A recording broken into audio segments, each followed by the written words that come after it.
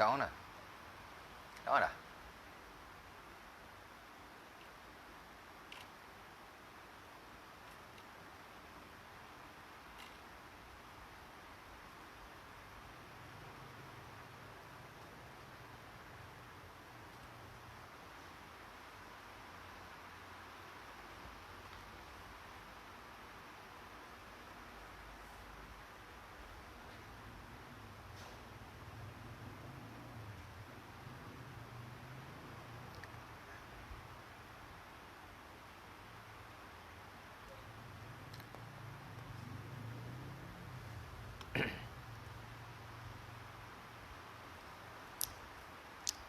Bismillah.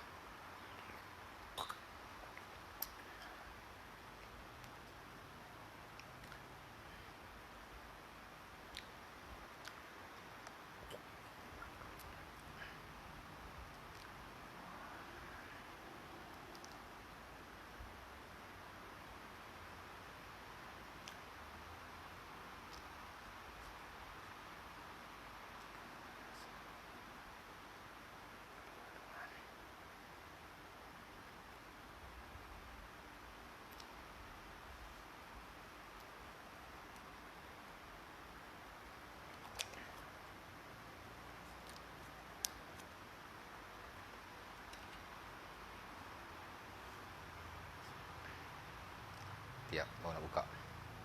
Assalamualaikum warahmatullahi wabarakatuh. Alhamdulillah. Innal hamdalillah nahmaduhu wa nasta'inuhu wa nastaghfiruh. Wa na'udzu billahi min syururi anfusina min sayyiati a'malina may yahdihillahu fala mudilla lahu wa may yudlil fala hadiya lahu. Asyhadu an la ilaha illallah wahdahu la syarika lahu wa asyhadu anna Muhammadan 'abduhu wa rasuluh. Allahumma salli wa sallim ala sayyidina Muhammad wa ala alihi wa sahbihi ajma'in. Amma ba'd. Syukur kepada Allah Subhanahu wa taala kerana pada malam ini kita dapat sambung, kita dapat berkumpul sekali lagi untuk kita sambung kuliah kita yang telah lalu, yang telah kita tinggalkan. Saya ingat beberapa minggu yang lepas, last month kot, bulan lepas, bulan 7 kan. Dah hari tu kat mana hari tu? Dah habis bekal makanan dah habis dah? Dah habis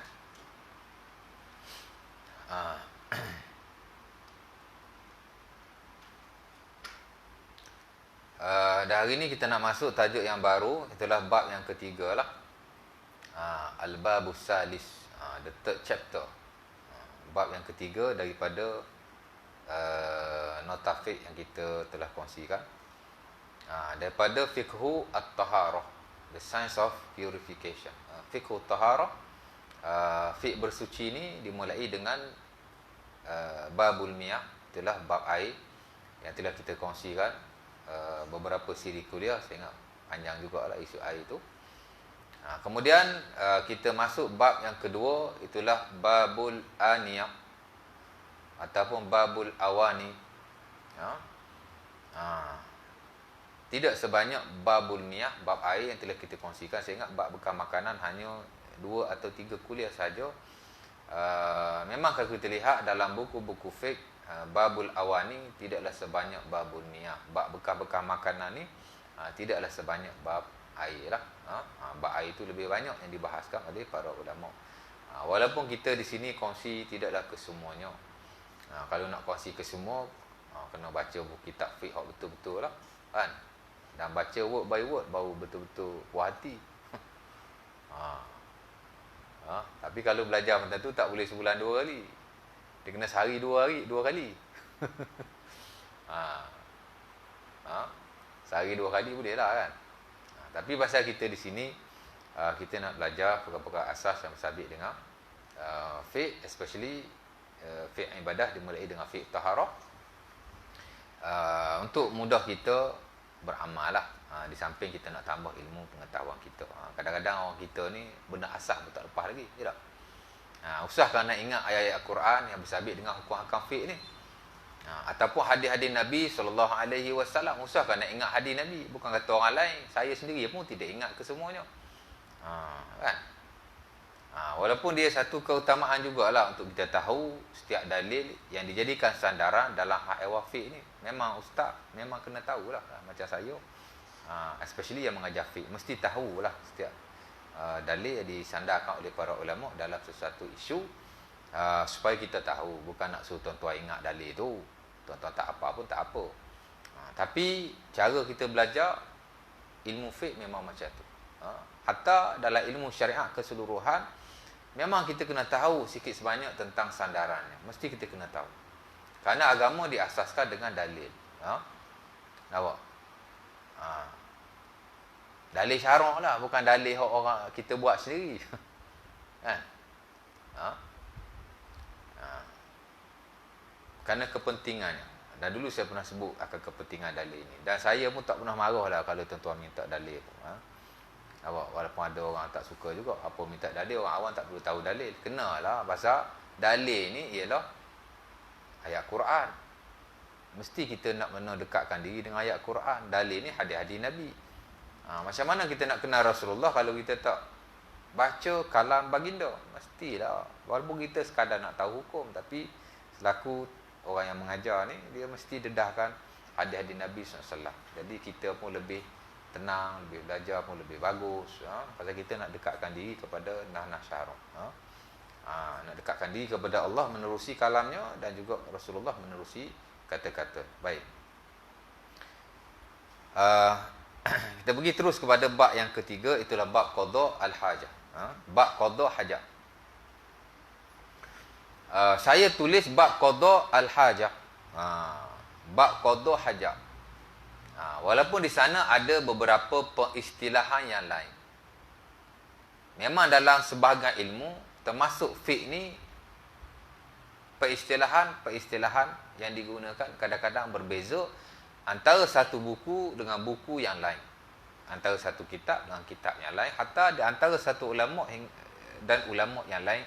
Kadang-kadang mereka menggunakan peristilahan yang tidak sama. Sama juga dalam ilmu fiqh. Banyak main istilah. Sebab itu dalam konteks fiqh juga ada ulama yang mengarang buku khas tentang istilah-istilah fiqh ni. Al-mustalahat al-fiqhiyah. Istilah-istilah dalam fiqh. The terminologies in Islamic jurisprudence. Istilah-istilah dalam fiqh. Pasal peristilahan juga memainkan peranan penting. Hatta dalam suatu mazhab kadang-kadang ada peristilahan yang tidak sama. Kalau ada peristilahan yang sama sekalipun, kadang-kadang pemahaman satu aliran kepada aliran lain itu berbeza. Kontennya, aplikasinya. Boleh follow tak? Kan? Sebab itu ada buku khas istilah-istilah fiqh. Kalau tidak ada buku khas sekalipun, dalam muqaddimah satu buku, para ulama akan menjelaskan istilah-istilah fiqh. Kita ambil buku yang paling mudah lah. Macam contohnya buku Al-Mu'tama' fil Fiqh Syafi'i, buku kontemporari lah, buku semasa kan, yang dikarang oleh Abdullah Az-Zuhaili, anak kepada Wahbah Az-Zuhaili. Banyak masjid ada buku tu kerana dia telah diterjemahkan ke dalam bahasa Melayu, dan dia buku fiqh mazhab Syafi'i yang updated, yang telah dikemaskini kan oleh beliau. Dan dia dianggap sebagai one of the best book dalam mazhab Syafi'i terkini. Dia buku mazhab Syafi'i yang ni lah. Banyak saya tengok ada di masjid surau. Kok sini pun ada kot, saya tak tahu. Tak boleh nak paling. Salah batam hari. Aduh, jadi macam robot hari ni. Tidur atas cushion, salah bantal. Kiri okey, kanan tak boleh paling. Salam pun assalamualaikum macam tu je tadi. Kan? Nampak? Sebelum dia nak masuk fiqhut taharah, after muqaddimah, after preface, pendahuluan, dia memulakan dengan istilah-istilah fiqh dalam mazhab Syafi'i. Especially yang ada hubung kait dengan fatwa. Dalam mazhab Syafi'i, bila dia kata as-sahih, pendapat yang sahih, apa maksudnya? Bila dia kata al-asah, apa maksudnya? Tak sama tu. Yang lebih sahih, yang sahih. Ada bila dia kata al-azhar, yang lebih zahid, tak sama. Hatta bila dikatakan qaul dan wajh, kalau kita nak terjemah bahasa Melayu, dua-dua kita kata pendapat. Tapi dengan kita tahu istilah ini, bila kita baca buku-buku fiqh mazhab Syafi'i, kita tahu Bila satu pendapat dipanggil dengan istilah qaul, ia merujuk kepada pendapat Al-Imam Asy-Syafi'i rahimahullahu taala. Bila satu pendapat dinisbahkan kepada wajhun, ia merujuk kepada pendapat ulama-ulama Syafi'i. Jadi ia tak perlu kata hadza qaulun lil Imam Syafi'i, ini adalah qaul Imam Syafi'i, tak perlu kata. Cukup dia kata wa fi hadhil mas'alati qaulan. Dalam permasalahan ini ada dua qaul, yakni dua qaul Imam Asy-Syafi'i rahimahullahu taala. Dia tak perlu sebut Imam Syafi'i pun tak apa. Kerana kita tahu dalam peristilahan mazhab Syafi'i bila sebut qaul, ia adalah pendapat Al-Imam Asy-Syafi'i rahimahullahu taala. Walaupun cara bahasanya qaul ni diguna pakai oleh seluruh mazhab yang mana merujuk kepada pendapat. Secara amnya. Kalau pendapat saya, ini qaul Ustaz Hasan. Kalau pendapat imam sekian, ini qaul imam sekian. Qaul ni makna pendapat. Tapi dalam konteks mazhab Syafi'i yang lebih sempit, ilmiahnya ialah keilmuannya dia rujuk kepada pendapat Al-Imam Asy-Syafi'i rahimahullah ta'ala. Kalau ulama-ulama Syafi'i dia merujuk kepada kataan wajah. Dia tidak sama. Jadi peristilahan ini juga memainkan peranan yang penting. Ala kulli hal, anyway, peristilahan ini dia tidaklah mempengaruhi orang kata apa, hukum hakam syarah in spesifik, tapi ada signifikan yang tertentu yang perlu kita tahu. Dan dalam banyak hal istilah ini dia tidak ada apa-apa kesan lah dalam setengah-setengah keadaan. Sama juga peristilahan dalam pembaban, mana meletakkan suatu bab, dia tidak ada masalah sama sekali. Ada ulama kalau tuan-tuan ingat dulu saya perlu sebut satu kaedah, dia kata la musyahata fil istilah. Dalam sebahagian buku usul dan ulama fiqh juga menggunakan pakai kaedah berkenaan, itulah la musyahata fil istilah. Tidak ada permasalahan dengan istilah. Dan sebahagian istilah-istilah ni pun baru. Saya dah pernah hurai pada tuan-tuan kalau tuan-tuan pernah ada kuliah yang lepas. Kataan akidah zaman dulu tak ada. Zaman Nabi, zaman sahabat, zaman tabi'in, dia muncul beberapa ratus tahun selepas Rasulullah SAW wafat. Dan ulama yang terawal menggunakannya ialah Al-Imam Al-Qushairi, Abul Qasim Al-Qushairi dalam bukunya Ar-Risalah, buku tasawuf. Dia hok mula-mula guna perkataan aqaid, akidah. Memanglah dalam Quran ada akidah tu, tapi dia tak merujuk kepada kepercayaan. Dia hanya sekadar simpulan dari sudut bahasa saja. Dan bila kita jumpa dalam fiqh ni, dalam bab sumpah tu, ada Allah Ta'ala sebut surah Al-Ma'idah, innallaha la ya'akhizukumullah billahu fi aymanikum walakin bima aqadtumul ayman. Allah Ta'ala tidak mengazab kamu di atas sumpah yang lara, tapi di atas sumpah yang kamu ikatkan. Pasal akidah ni mengikat. Nampak? Dia istilah yang baru, tapi bolehlah digunakan pakai, tak ada masalah apa-apa. Dalam sebahagian perkara lah, tapi dalam sebahagian perkara yang lain peristilahan ni dia memainkan peranan juga, ya. Baik. Saya guna istilah qada' al-hajah pasal orang Melayu suka guna qada' al-hajah. Walaupun para fuqaha menggunakan beberapa peristilahan. Ni dalam kuliah fiqh, dalam kuliah biasa kita tak perlu hurai. Ini pasal kuliah fiqh kan. Jadi walaupun hanya melibatkan bab, saya sebut jugalah. Kan? Ada ulama guna qada' al-hajah, sebahagian daripadanya. Saya pun guna istilah yang sama dan saya kira sebahagian ulama-ulama contemporary menggunakan istilah berkenaan. Syekh Al-Azazi dalam Syekh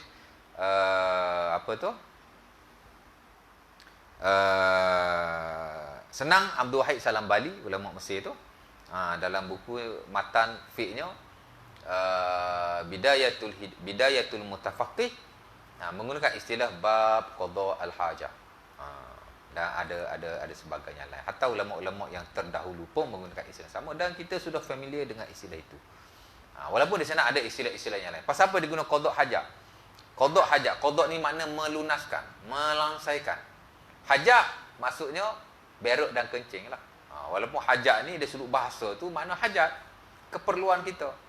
Kan? Kira macam berlapik sikit lah. Qada' hajat. Walaupun hajat ni kan keperluan, benda yang kita nak kan. Dari sudut bahasanya. Tapi satu orang kata istilah yang agak berlapik. Qada' al-hajat. Hatta sebagian sahabat Nabi SAW menggunakan istilah itu. Antaranya ialah Abdullah bin Ja'far yang diriwayatkan dalam Sunan Ibnu Majah atau dalam Sunan Abi Dawud. Jadi peristilahan ini tidak ada masalah. Tapi masih ada sandarannya ialah hadis yang diriwayatkan oleh beliau di mana katanya kana ahab ma istatara bihi Rasulullah li hajatihi hadfun au haish nakhlin. Kata Abdullah bin Ja'far, kalau tak silap adalah hadis Abi Daud ataupun dalam Ibnu Majah. Saya lupa.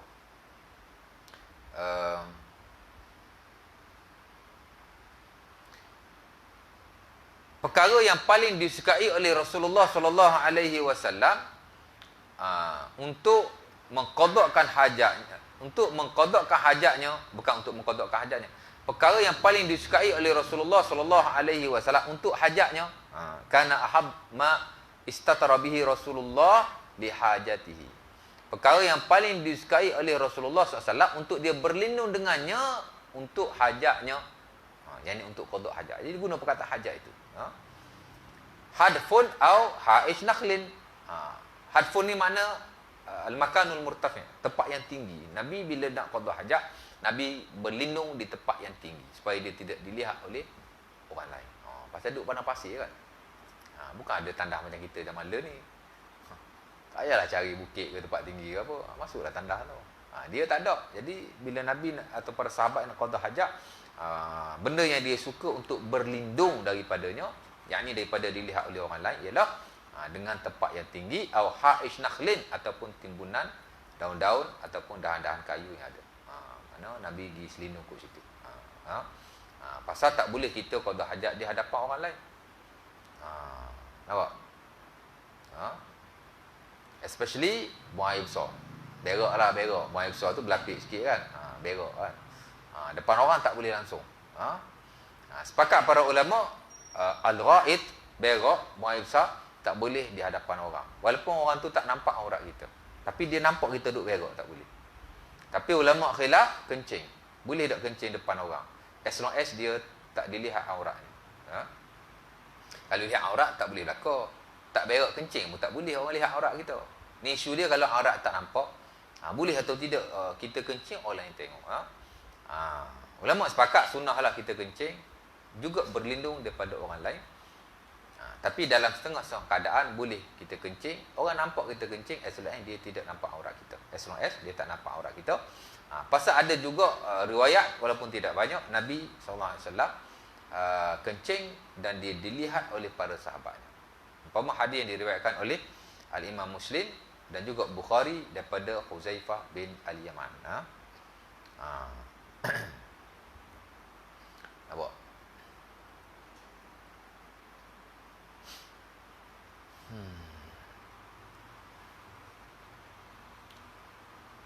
Jadi itu isu yang lain, mungkin saya akan sebut selepas ini.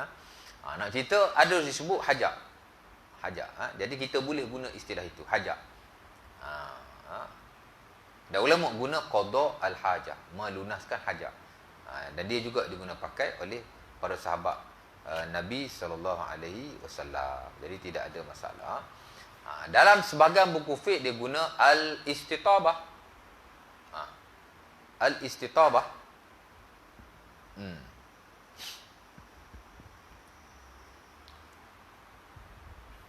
Qada hajat mana melunaskan hajat. Ada sebagian buku fiqh dia guna perkataan al-istitabah. Banyak juga dalam buku-buku fiqh, juga termasuk dalam buku-buku fiqh mazhab Syafi'i yang saya lihat, ulama menggunakan perkataan al-istitabah, babul istitabah. Bab istitabah. Istitabah ni daripada perkataan tayyib. Tayyib ni mana bagus, mana bersih. Tatayyub. Tatayyub ni makna memperelokkan diri.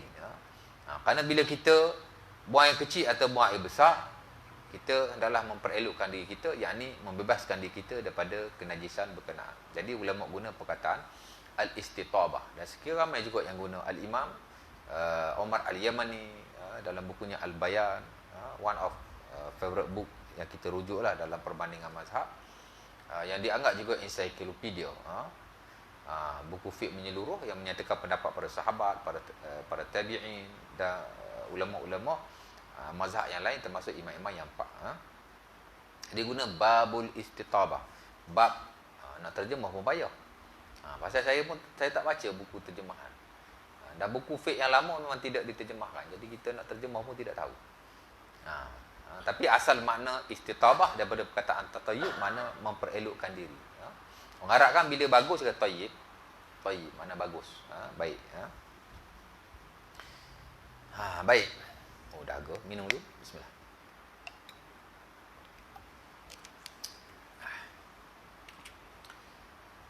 Ada sebagai ulama guna perkataan al-istinja. Dan orang Melayu pun guna perkataan istinja. Babul istinja, bab istinja. Orang Melayu pun dia guna perkataan istinja. Kerana orang Arab memang dia faham lah.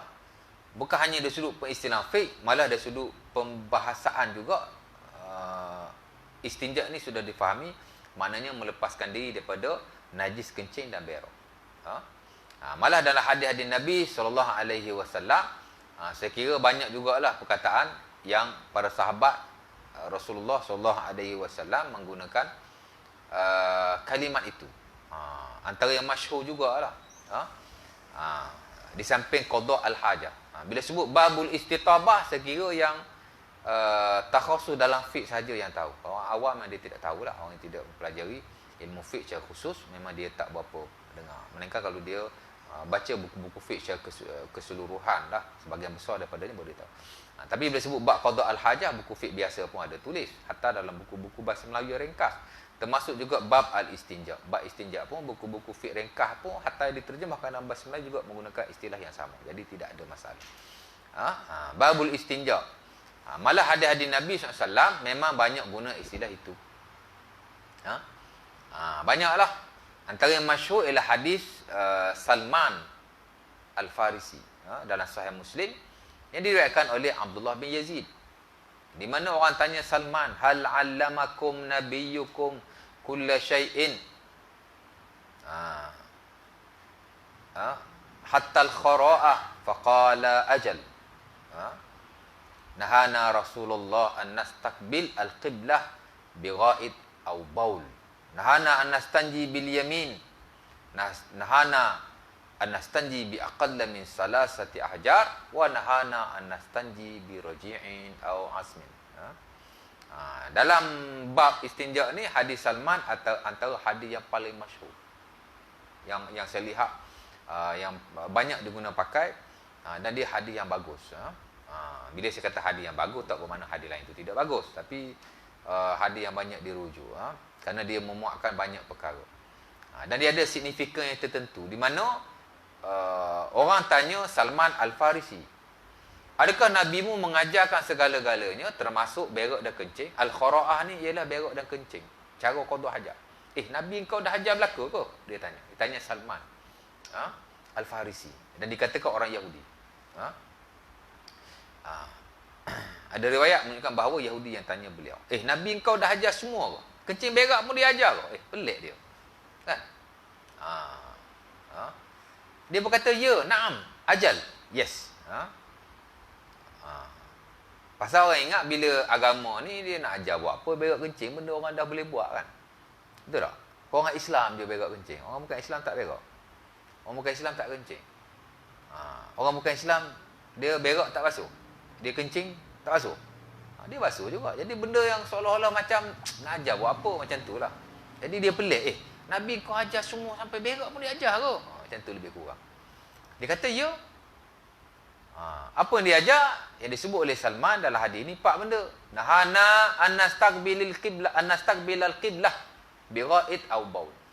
Nabi larang nombor 1, kami menghadap kiblat. Sama ada berak atau kencing. Itu nombor 1, Nabi larang. Berak kencing tak boleh menghadap kiblat. Adalah huraiannya tu. Kan bila kita belajar adab istinja, nanti ada salah satu, tak boleh menghadap kiblat dan membelakangkannya. Yang melibatkan perselisihan para ulama. Dan sekiranya dalam isu istinja, antara ulama khilaf yang banyak ialah boleh tidak boleh. Ada banyak pendapat. Ada kata boleh kedua-duanya, ada kata tidak boleh kedua-duanya, ada kata boleh tapi dalam bangunan, luar bangunan tidak boleh, macam-macam. Ada kata boleh menghadap, tak boleh menghadap tapi boleh membelakangkan. Keempat-empat mazhab ada pendapat yang tidak sama, walaupun mereka kadang-kadang berkongsi nah yang sama, tapi kepahaman tu lain-lain. Metod pun tidak sama. Metod tu.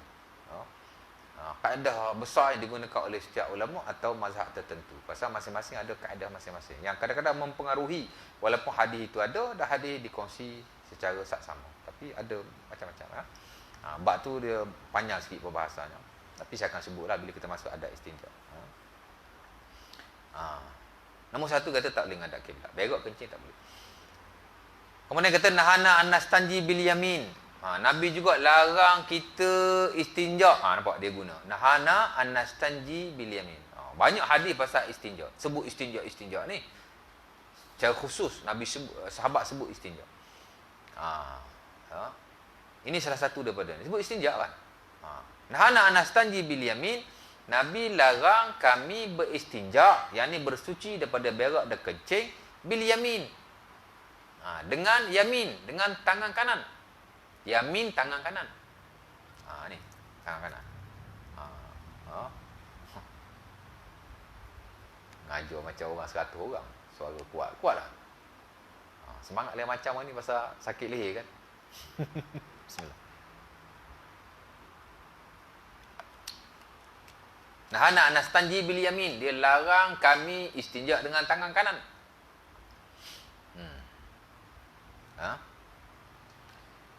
Nampak?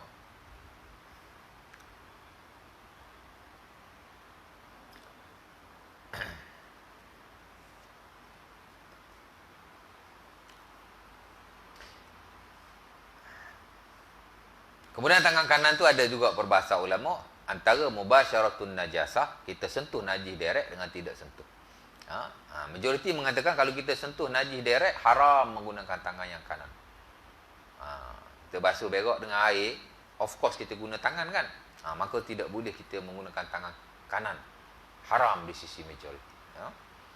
Ataupun juga sebahagian buku fiqh menyatakan haram secara ijma'. Wallahu ta'ala alam. Saya pun tidak baca keseluruhan buku-buku fiqh yang ada. Tapi tak bolehlah kiranya. Kalau sentuh najis direct, haram sama ada majoriti atau disepakati oleh seluruh ulama. Kalau direct, mubasyaratun najasah.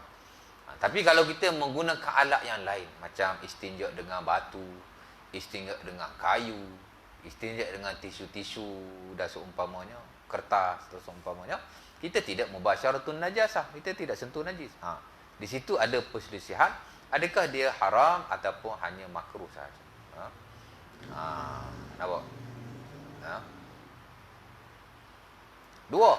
Yang ketiga dia kata nahana annas nahana apa tadi? Ulang balik hari tu.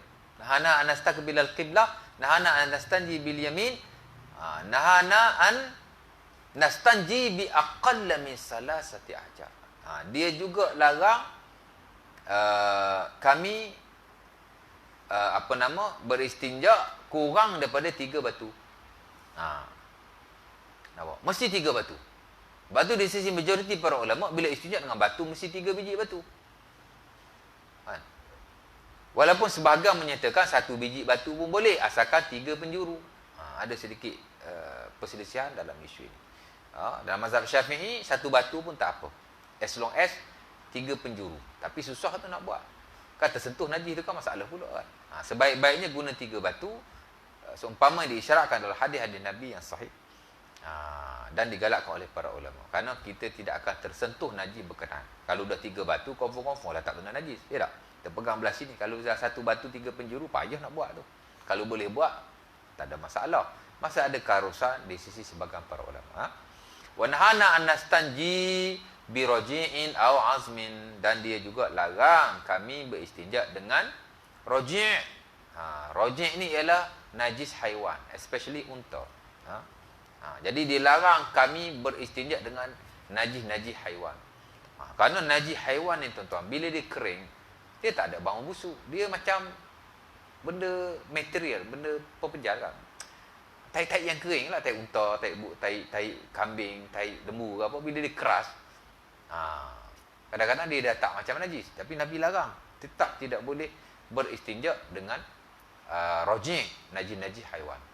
Hadis ini dijadikan dalil oleh sebahagian para ulama bahawa Najis-najis haiwan, walaupun halal dimakan, dia tetap najis. Pasal Nabi larang istinja dengan najis. Kan?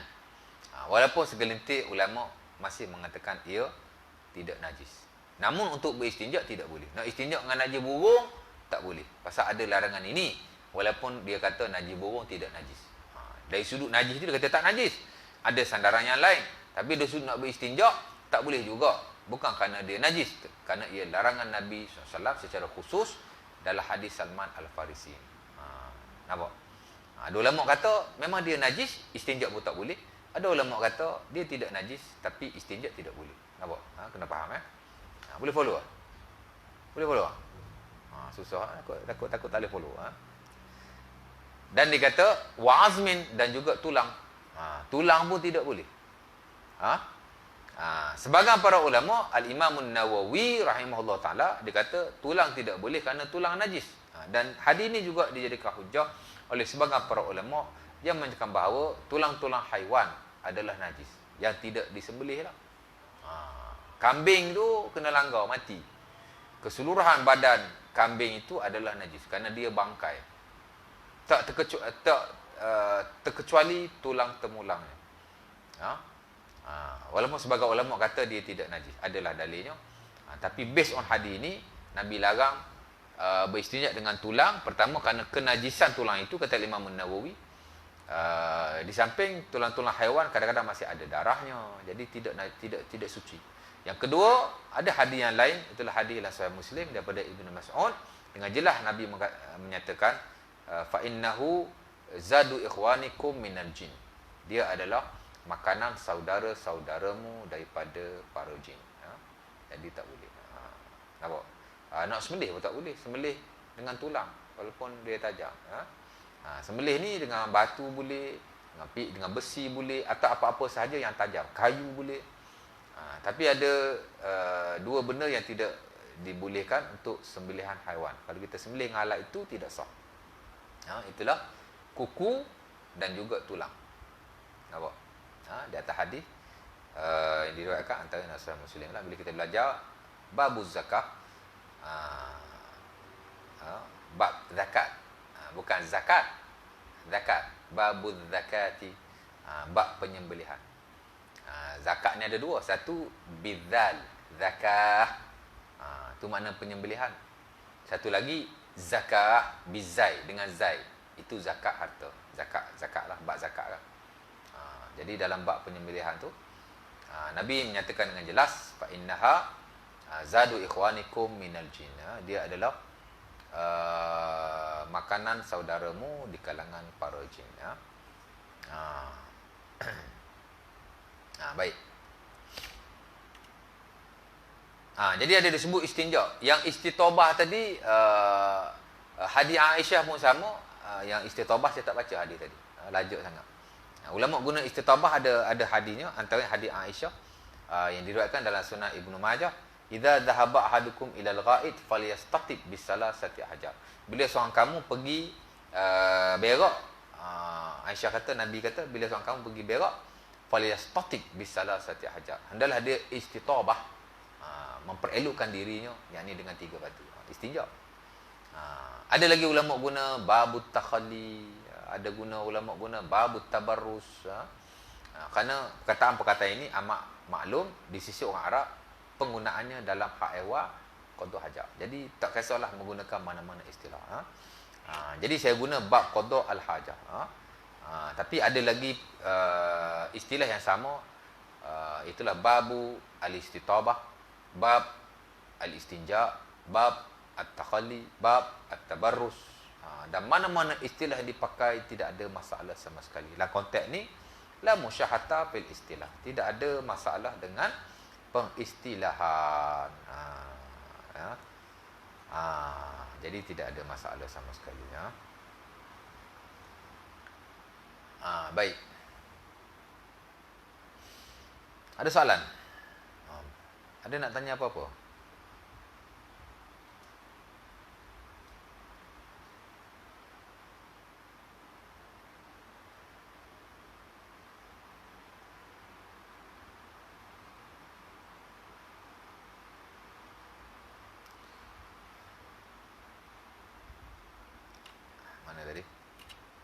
Ini tak ada lah nota kan. Saya tak tulis nota ni. Ini huraian sajalah ya. Buka balik. Tadi. Alamak. Macam mana nak buka? Dia terkeluar tadi. PPT, PPF. Nota ibadah.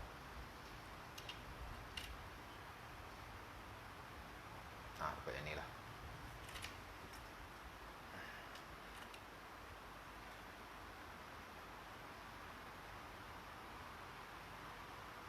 Itu yang pertama. Maksud kepada bab qada al-hajah. Yang kedua ialah yang perlu kita tahu ialah hukum qada al-hajah. Hukum qada hajah. Apa hukum qada hajah? Qada hajah di sisi majoriti adalah wajib. Al-istinja' 'inda al-jumhur wajibun. Istinja' di sisi majoriti adalah wajib.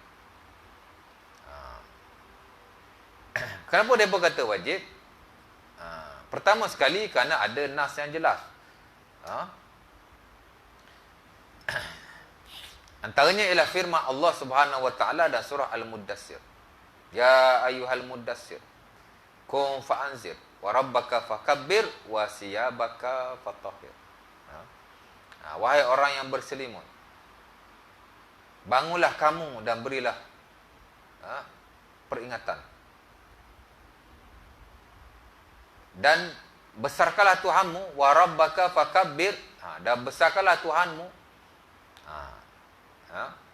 Itu dalil dalam bab sembahyang. Esok-esok bila kita masuk bab sembahyang, rukun sembahyang ada 3-14 tu. Rukun nombor 1 bab niat kan. Wa rabbaka fakabbir. Rukun nombor 1 niat. Rukun nombor 2 takbiratul ihram. Rukun nombor 2 berdiri. Rukun nombor 3 takbiratul ihram. Dalil takbiratul ihram wa rabbaka fakabbir, dan Tuhanmu besarkanlah ia. Itu satu-satunya dalil dalam ayat Quran tentang bertakbir yang dikaitkan dengan solat. Dan besarkanlah Tuhanmu dengan takbir. Bila angkat takbir Allahu akbar, besarkan Tuhan. Jangan besarkan niat pula. Kan? Patut bila kita angkat Allahu akbar, kita ingat Tuhan, besar Tuhan ni. Allah Maha Besar.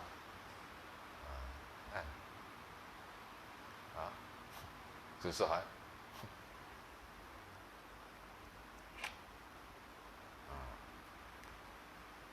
Lepas tu bila bertakbir, ingat Allah. Jangan ingat niat. Niat jugalah. Tapi jangan lari daripada maksudnya asal, membesarkan Tuhan. Dan itu disebabkan, itulah sebab disyaratkan takbir pada permulaan solat. Itu kita bincang bab sembahyang. Baik. Mana tadi? Saya cerita apa? Wa rabbaka fakabbir wa siyabaka fatahhir. Dan pakaianmu sucikanlah ia. Kan? Allah Subhanahu wa taala suruh kita menyucikan pakaian kita, termasuk juga tubuh badan kita daripada segala bentuk kenajisan. Sementara Nabi SAW menyebut dalam beberapa hadis. Antaranya hadis Ibnu Majah yang diriwayatkan oleh Ibnu Abbas, di mana kata baginda, tanazzahu anil baul fa inna amata azabil qabri minhu. Nabi kata, bersucilah kamu daripada kencing, kerana sebahagian besar daripada azab kubur ialah daripadanya. Masuk kencing tu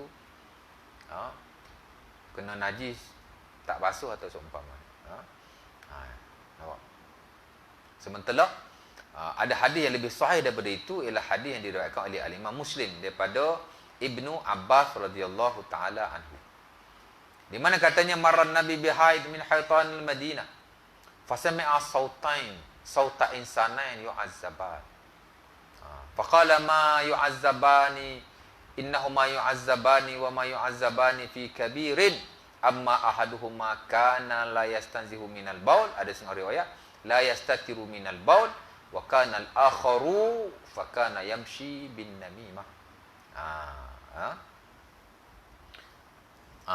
Kata Ibnu Abbas, Nabi SAW lalu di sebuah dusun haid, dusun daripada dusun-dusun Madinah. Ha? Kemudian Nabi dengar 2 orang dalam kubur diazab oleh Allah Subhanahu Wa Taala. Nabi dengar, sahabat tak dengar. Kan? Ha? Ada tak riwayat sahabat dengar orang kena azab dalam kubur? Ada tak? Kalau ada, Allah Ta'ala alam lah. Saya selama belajar akidah tak jumpa dia. Nabi ada, yes. Nabi dengar orang diazab. Ada sahabat dengar orang baca surah Al-Mulk dalam kubur. Ada riwayat lah. Antaranya riwayat Ahmad. Tapi sebahagian mentaifkan hadis berkenaan. Tak apalah yang itu. Tapi nak cerita azab kubur ni Nabi dengar. Dia azab. Sebab tu saya kata orang Melayu yang paling terror sekali. Paling bagus. Pasal orang Melayu dia boleh dengar. Tu Adi tak pernah tengok cerita tanah kubur. Orang sahabat Nabi tak dengar. Tabi'in, tabi'in. Dan generasi selepas itu daripada ulama-ulama besar. Kan? Hatta kalau ada ulama sufi yang hebat pun dia tak pernah claim dia pernah dengar orang diazab dalam kubur. Tak pernah claim lah. Ada sebagian yang claim jumpa Nabi Yaqazah direct apa gitu gini. Itu hal lain. Tapi claim dengar azab kubur Allah Ta'ala alam. Kita pun bukan belajar baca buku tasawuf kan. Tapi kita tak pernah dengar lah. Tapi orang Melayu ada. Tok Adi boleh dengar orang azab kubur. Tak mati-mati. Kan? Siri 1, siri 2 sampai habis. Pensan pun tidak. Cuma dia mengisafi je lah. Padahal Nabi sebutlah Sahih Muslim. Nabi kata orang tu diazab tu, Nabi sebut bila dah ditanam, kemudian dia orang beredar. Jadi orang dalam kubur tu datang malaikat apa gitu gini, dia tak secara ringkas lah saya sebut. Kemudian dia ditanya apa gitu gini, tak boleh jawab, dia kena hentak besi kan. Masuk 60 hasta dalam tanah tu. Dan dia menjerit. Nabi kata kesemua makhluk mendengar jeritannya itu melainkan 2 makhluk yang berat, al-ins wal jin. Itulah manusia dan jin. Walau sami'ahu la sa'iqa. Kalau orang tu dengar, manusia atau jin, kalau dua-dua ni dengar, la sa'iqa. Salah seorang daripada manusia dengar, salah seorang daripada jin dengar, la sa'iqa Nabi kata. Nescaya dia akan sa'iqa. Sa'iqa ni ada 2 maksud. Pertama pengsan. Kedua mati mengejut. Tapi tu Adi dua-dua tak berlaku. Pengsan pun tidak, mati mengejut pun tidak. Kata hebat betul lah. Nabi kata siapa-siapa yang dengar orang dalam kubur diazab, dia akan pengsan atau mati mengejut. Sa'iqa. Tu Adi pengsan pun tidak, mati mengejut jauh sekali tak mati-mati. Sampai siri ke-10, 11, 12. Apa dia ni pun tak ada. Cuma siri dulu setengah jam, siri sekarang 1 jam. Kan? Nampak? Hebatlah ke orang Melayu boleh dengar orang nak azab dalam kubur kan? Boleh dengar ke? Ada juga kata boleh kalau dengan kuasa Allah. Hak ehwal syariah ni kita tak boleh bersandarkan kepada kuasa Allah. Kan?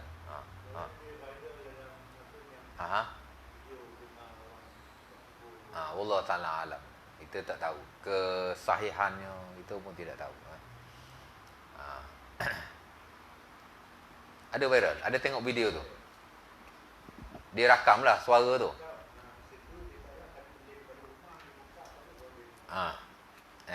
Allah Ta'ala alam. Saya pun tidak tahu. Tapi base kepada hadis Nabi SAW, kita berpegang bahawa tidak boleh dengar. Lepas tu dia tak pengsan. Dia dengar tu tak pengsan. Pelik tu. Pasal Nabi kata kalau dia dengar dia akan pengsan. Macam mana dia tak pengsan? Pelik juga.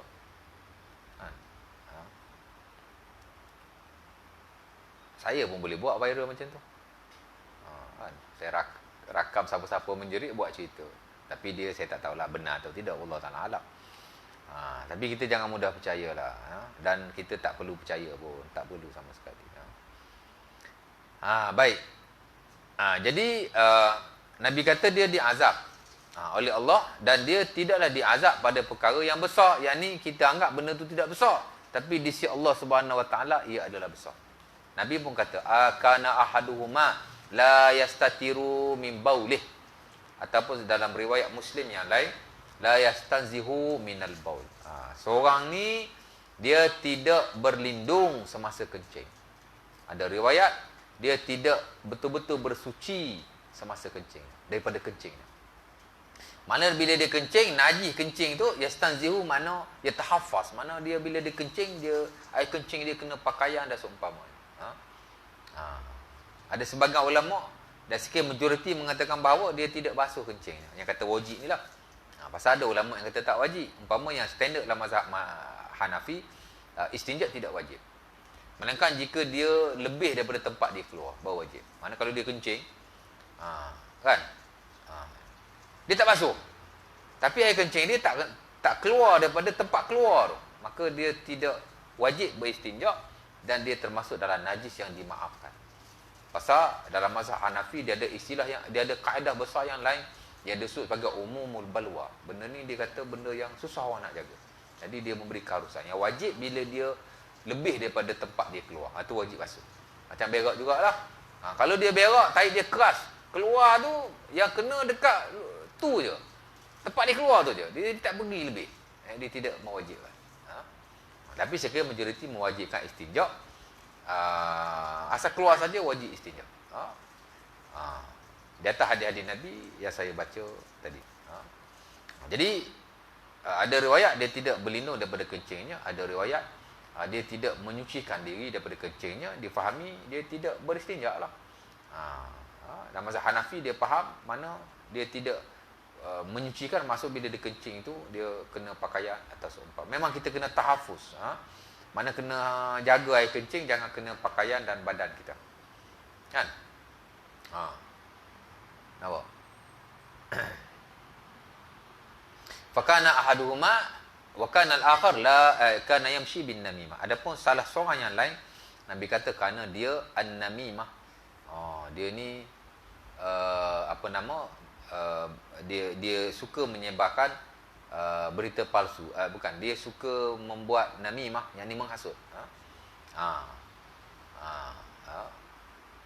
Nashrul khabari ala wajhil ifsad, tu makna namimah. Mana dia menyebarkan berita untuk nak merosakkan orang lain. Hasut lah tu, hasut. Kan? Dia buat cerita, dia reka cipta berita-berita tidak benar, nak menghasut orang. Tu makna namimah. La yadkhulul jannah namam. Penghasut ni dia tidak masuk syurga. Hadis Huzaifah dan Sahih Bukhari. Jadi dia buat benda tu. Dua benda ni pasal apa Nabi kata? Dia diazab pada benda yang orang tak anggap benda ni besar. Sedangkan dia besar di sisi Allah SWT. Pertama ialah menyucikan diri daripada najis, benda besar. Yang kedua ialah tidak menghasut manusia yang lain. Jadi kita mulut pun nak kena jaga supaya kita tidak menghasut atau seumpamanya. Kadang-kadang benda tu orang biasa buat, akan di sisi Allah Subhanahu Wa Taala menjadi sebab dia diazab, dan dia memang dosa yang besar. Baik. Dan secara praktikalnya Nabi SAW memang berlepas diri daripada najis. Kata Abu Sa'id lah sunat Abi Daud ni last. Nak berhenti dah isyak ni. Kita patut isyak berhenti ni. Sejam dah. 40 minit baru kan. 40 minit. Baina Rasulullah yusalli bi ashabihi idh khana'ana alaihi fawada'uhuma an yasarihi. Fa amma ra'a zalikal qaum alqawni alahum falamma qada Rasulullah salatahu qala ma hamalakum ala ilqaikum na'alikum qalu ra'ainaka alqaita na'alaika fa alqala ni'alana fa qala an-nabi anna jibrila atani fa akhbarani bi anna fihi ma qazaran. Kata Abu Sa'id dan Sunan Abi Dawud, ketika mana Nabi SAW sembahyang dengan para sahabatnya, Nabi membuka kedua kasutnya dan Nabi meletakkan di bahagian kirinya. Tengah sembahyang, buka kasut.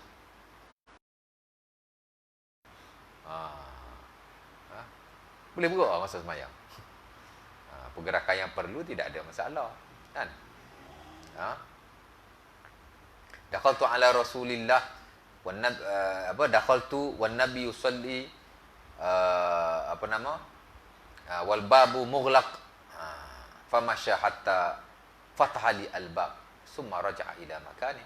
Kata Aisyah la Sunan Abi Daud, bila kita belajar bab pergerakan-pergerakan yang harus dalam solat, Aku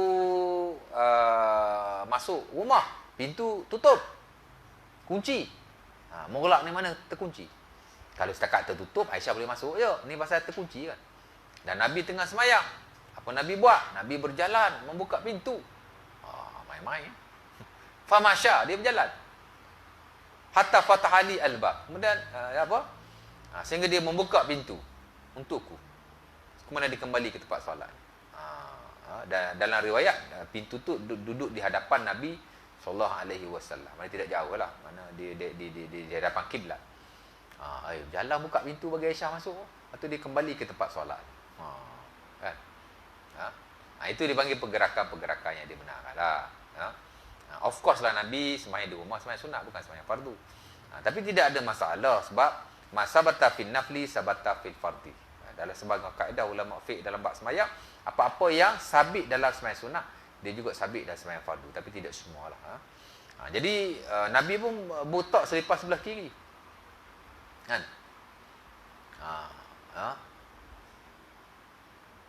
Macam kita lah semayang, tengah semayang handphone bunyi. Tekan handphone dalam poket tu, keluarkanlah, tekanlah. Kan? Kalau tak nak keluarkan, masuk tangan, tekan je lah apa yang patut. Tapi takut kan, nanti tertekan benda lain, lagi bunyi benda lain pula kan. Keluarkan handphone, tutup, masuk balik. Terpulang lah kan. Hari tu saya pergi semayang, saya duduk semayang kat tengah-tengah. Ada seorang pakcik ni semayang kat ujung. Handphone diletak kat tingkap surau. Tak kat tingkap surau. Ngangam semayang, rakaat pertama ni. Tengah imam baca Quran, handphone bunyi. Maghrib, handphone bunyi. Dia tak ambil handphone tu, tutup ke apa. Dia buat tak reti. Handphone dia atas. Padahal dia berdiri tu. Handphone atas tingkap surau. Mana ustaz tahu? Saya tengok lah, pasal dah bising. Tengok. Bunyi handphone siapa bising.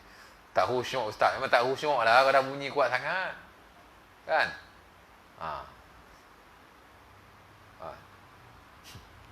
Tak ambil sampai kesudah handphone tu. Lepas tu mati. Turun semayang. Tengah-tengah sujud, bunyi pula. Orang yang call pun satu hal juga. Dan member tu tak angkat. Waktu maghrib pula. Dah tak payahlah call lagi. Dia call lagi. Saya ingat sampai rakaat pertama settle. Lepas tu rakaat kedua pun bunyi lagi. Rakaat ketiga saya ingat masa qiyam tu masih bunyi lagi. Dekat nak habis semayang baru dia. Allah lah, banyak kali lah dia call. Apalah sah. Tak payahlah call kan. Tapi tak apalah yang call tu. Yang tuan punya handphone ni. Tapi bila Assalamualaikum, cepat-cepat dia ambil handphone. Orang semua cari mana, pandang sana, pandang sini kan. Nak je cakap tu orangnya tu. Geram betul lah. Padahal kat surau tu saya dah banyak kali mengajar, saya beritahu. Jangan, kalau handphone bunyi, banyak kali saya beritahu. Tapi sebagian yang kita cakap ni pun dia tak ada masa kuliah kan. Benda simple macam tu pun kita tak tahu. Patut kena tahulah. Matikan, jangan kita ganggu orang lain. Ada orang semayang, handphone tak kat depan. Kan? Elok-elok sebelum semayang, boleh handphone duduk dalam poket. Tapi bila semayang, handphone tak depan sujud tu. Kan? Dia tak adalah kata haram. Tapi makruh, boleh kita kata sedemikian. Pasal meletakkan satu di hadapan sehingga boleh menyebabkan mata orang lain jatuh pada benda itu, dia membawa kepada kemakruhan. Sebab itu tempat solat kita, especially kawasan sujud kita, biar kosong, tak ada apa-apa. Jangan duk letak handphone, jangan duk letak kunci. Elok-elok sebelum semayang boleh letak dalam poket. After nak semayang je letak kat depan dengan kunci, dengan handphone, tak dalam poket. Bila kita letak kat depan, orang sebelah kita, kalau dia tengok mata dia jatuh atas handphone kita hingga membuatkan dia lalai, makruh. Dan boleh juga bawa kepada haram. Mana tidak boleh, jangan kita letak di hadapan. Hatta Al-Imam Malik rahimahullahu ta'ala, yang saya baca buku-buku fiqh mazhab Maliki, amat melarang anak-anak murid dia bila semayang meletakkan kain rida di hadapan. Bila dia, sebelum semayang, elok je letak atas bahu kain rida ni. Time nak semayang, dia tak ke depan. Orang lain semua tak ada kain, dia seorang je ada kain. Jadi bila dia semayang, sahabat-sahabat dia duduk tengok kain rida dia. Bila dah habis semayang, Malik tengok rida ada kan, orang lain tak ada rida. Kenapa kamu meletakkan rida di hadapan sehingga dilihat oleh sahabat-sahabat kamu yang lain? Pasal kita letak suatu benda di tempat sujud sehingga menyebabkan mata orang boleh jatuh di situ, makruh. Nampak? Jadi tak perlulah kita kosong, biar sama standard. Kan? Sementara bila kita letak handphone, kalau handphone tu bunyi, nak buat macam mana? Kan? Kalau dia boleh turun, tak apa, dia reti. Handphone bunyi, dia turun ambil, naik balik. Tapi dia tak buat, dia ingat kalau turun balik, batas sembahyang. Pergerakan sedikit dia benarkan, tidak ada masalah. Turun, tunduk, ambil, bangun, kiamlah balik. Tidak ada masalah sama sekali. Kan? Macam Nabi SAW, dalam hadis ini secara zahirnya, fawada'ahu ma'ayyasarihi. Nabi meletakkan di belakang kirinya. Bila sebut letak, kebiasaannya dengan tangannya, bukan dengan kakinya. Walaupun ada ihtimal ataupun pentafsiran yang lain. Boleh jadi Nabi letak dengan kakinya, boleh jadi Nabi letak dengan tangan. Ia pergerakan yang halus, tidak ada masalah. Sebab tu jangan tak ke depan. Bila bunyi, dah tentu hang tak turun, tak tunduk ambil. Jadi taklah beket. Kalau bunyi senang nak buat. Sebab kadang-kadang kita lupa nak silent. Saya sendiri pun lupa nak silent handphone. Bila tengah semayang, alamak handphone tadi tak silent. Agak-agaklah jangan bunyi. Asyik baik, tak bunyi. Tapi kalau bunyi, kan? Duduk dalam poket kan senang. Senang kita nak ambil. Itu lebih baik. Baik. Jadi, bila dah habis, bila sahabat tengok Nabi letak selipar belah kiri, sahabat pun buang juga selipar mereka. Dan bila dah habis semayang, kata Abu Sa'id, bila Nabi telah selesai solatnya, Nabi bertanya, kenapa kamu semua membuka kasut-kasut kamu? Sahabat pun jawab, kami lihat kamu buka kasut.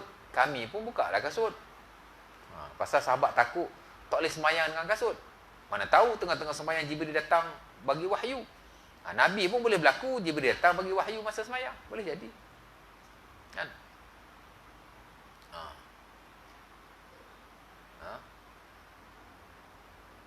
Jadi kami pun buka lah, dia kata. Nabi pun bagi tahu, masa aku semayang tadi, Jibril datang lalu mengkhabarkan kepadaku, di kasutku ada najis. Nampak? Jadi Nabi membebaskan diri daripada najisnya. Berak dan kencing dan kenajisan kedua-duanya mesti kita berlepas diri daripadanya. Sama ada pada badan kita bila kita buang ataupun bila pada pakaian kita jika terkena atau seumpamanya di atas hadis-hadis berkenaan.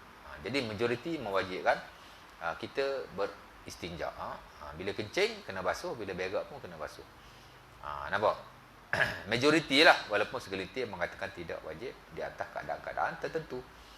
Tapi kalau najis pada pakaian wajib kita sepakat ulama mesti dibebaskan, mesti kita buang lah. Di atas hadis Abu Sa'id tadi, bila Nabi semayang ada najis, Nabi buang. Sebab tu bila kita semayang kita tak tahu najis, kan? After kita semayang kita lihat ada najis. Kalau kita yakin najis tu sebelum solat, kalau kita yakin najis tu baru, kadang-kadang kita lepas semayang bukan nampak terus najis, dah pergi sana pergi sini, tu ada najis, mana tahu kan? Jadi kalau kita dah lama lah lepas semayang dan kita tak tahu najis ni bila ada, baru ni ke ataupun masa semayang tadi ataupun sebelum semayang, saya kira majoriti ulama tidak mewajibkan kita solat semula lah. Melainkan jika kita yakin najis ni masa kita semayang tadi dia dah ada, wajib mengulangi solat berkenaan. Di sisi sebagai ulama termasuk yang standard dalam mazhab Syafi'i, mana kena ulang balik. Walaupun begitu sebagai ulama yang lain tidak mewajibkannya. Nampak? Kerana pengkaedahan yang tidak sama. Nampak? Sebagian menganggap semayang membebaskan daripada najis ini adalah syarat sah semayang. Maksudnya bila kita semayang mesti bebas daripada najis. Mesti. Kalau kita yakin ada najis di atas badan kita, mesti kita solat semula. Tapi sebagai yang lain melihat kita sengaja atau tidak sengaja, kita tahu atau tidak tahu. Kalau kita tidak tahu, tidak mengapa. Kalau kita tahu, tidak boleh. Dan sekiranya satu khilaf jugalah di kalangan para ulama. Kalau kita yakinlah, lepas semayang tak tahu dah ada najis lah. Tapi itu satu perbahasan yang lain, ada macam-macam lah. Pasal kadang-kadang najis itu setakat najis burung dan seumpama, saya kira ada keharusan untuk kita tidak mengulangi solat. Macam dulu saya pernah sebut kisah Al-Imam At-Tabari rahimahullah ta'ala, bila dia nak semayang burung berak di atas bahunya, dan ini kisah disebut oleh Al-Imam Al-Ba'lawi dalam buku fiqh beliau. Dia seorang ulama mazhab Syafi'i yang contemporary. At-Tabari bila nak semayang, najis burung jatuh kat bahu dia. Dia meneruskan solat. Kerana pada waktu itu, dia menggunakan pakai mazhab Hambali yang mengatakan bahawa najis burung tidak najis. Dan bila dah habis semayang, sahabat dia marah dia. Kau semayang najis atas baju lah. Dia kata, ana Hambaliul mazhab. Aku Hambali lah. Diam terus buat-buat tu. Dia Syafi'i. Tapi, dia tak nak, orang kata apa, miss takbiratul ihram bersama imam. Jadi setakat najis burung dia kata ada khilaf lagi. Tapi takbiratul ihram imam tu aku mesti dapat. Jadi dia tak basuh najis burung. Masa itulah nak cerita dalam setengah-setengah keadaan ada ruang lah untuk kita berlapang dada, tidak ada masalah sama sekali ya. Dalam fiqh ni ada benda yang kita kena straight. Ada benda kita masih boleh orang kata apa? Bertolak ansur lah, bertoleransi di sana sini. Itu kita nak faham. Ada orang dia longgar sangat, ada orang dia over sangat, tak boleh juga. Jadi pukul 9 dah. InsyaAllah ta'ala. Jadi kita dah bincang dua perkara hari ni. Pertama ialah peristilahan kepada bab qada al-hajah. Yang kedua, hukum kepada qada al-hajah. Hukum dia wajib di sisi majoriti. Dan saya dah terkongsilah beberapa hadis Nabi yang penting berkaitan dengan hukum itu. Dan the next nanti kita akan masuk pula tentang adab qada al-hajah. Qada hajat ni dia tidak ada perkara yang banyak lah. Mungkin dalam satu kuliah lagi atau dua kuliah kita akan habiskan. Adab qada hajat ni tuan-tuan, jika dihimpunkan dalam hadis di Nabi SAW yang sahih, yang tidak sahih, dan numbering penomboran para ulama, saya kira tak kurang daripada 30. Sebab itu dia panggil adab qada al-hajat. Dia tak kata sunnah qada hajat. Bila sebut sunnah, dia mesti hanya bersandar kepada hadis yang sahih. Tapi sebab istinja ni dia melibatkan hadis yang sahih, dia melibatkan hadis yang dhaif, dan dia melibatkan juga perbuatan para sahabat yang tidak ada sandaran marfu' daripada Nabi SAW. Tak ada riwayat Nabi buat benda tu, tapi ada riwayat sahih sahabat melakukannya yang kita sebut sebagai mauquf. Juga diambil kira walaupun kita tak anggaplah dia sunnah Nabi, tapi kerana dia perbuatan para sahabat yang bukanlah satu adat, tapi seolah-olah macam menunjukkan satu benda yang baik dan berpahala insya-Allah taala. Macam menutup kepala kan. Menutup kepala ni kalau hadis yang sahih tidak ada. Yang ada adalah hadis-hadis yang dhaif. Antaranya hadis yang diriwayatkan oleh Suraqah dalam Sunan Abi Dawud. Bukan Suraqah. Hadis Aisyah radhiyallahu taala anha. Karena Nabi idza macam mana hadis tu? Kata Aisyah, Nabi SAW bila dia qada hajat, ghatta ra'sahu, dia menutupkan kepalanya. Jadi dia masuk juga digalakkan menutup kepala. Pasal ada hadis yang dhaif. Tapi ada hadis yang sahih, tapi dia bukan hadis Rasulullah lah, dia perbuatan Abu Bakar yang diriwayatkan dalam kalau tak silap dalam Musannaf Abdul Razak atau dalam Musannaf Ibn Abi Shaybah, di mana Abu Bakar melakukan sedemikian. Dan bila dia ditanya, kenapa kamu tutup kepala kamu? Dia kata, aku malu, astahyi minallah azza wa jalla. Aku malu kepada Allah. Seolah macam ada macam satu galakan lah untuk kita menutupkan kepala. Nampak? Jadi dia melibatkan beberapa bentuk nas. Jadi pengistilahan adab tu lebih bersesuaian lah. Bila sebut adab ni, dia boleh merangkumi hadis yang sahih, dia boleh merangkumi hadis yang dhaif, dan dia boleh merangkumi juga uruf atau perbuatan yang bukanlah sunnah Nabi in spesifik, tapi bolehlah kita masukkan dalam kelompok digalakkan. Jadi dia lebih luas. Kalau campur keseluruhan, saya ingat tak kurang daripada 30, tak kurang. Banyaklah. Tapi yang dalam nota ni saya hanya kongsikan sebahagian saja yang penting-penting ya, insya-Allah taala. Boleh. Ada nak tanya apa-apa? Simple question, simple answer. Bismillah. Tak ada soalan? Tak ada isu hangat berkaitan istinja. Istinja nak isu hangat apa? Tak ada isu benda lain ni. Bolehlah insya-Allah taala. Kita kongsi. Ada soalan awak? Tak boleh pandang lah, awak leher sakit lah, awak duduk belah kanan, tak nampak, tak ada tengok awak. Buat apa terror kat ni?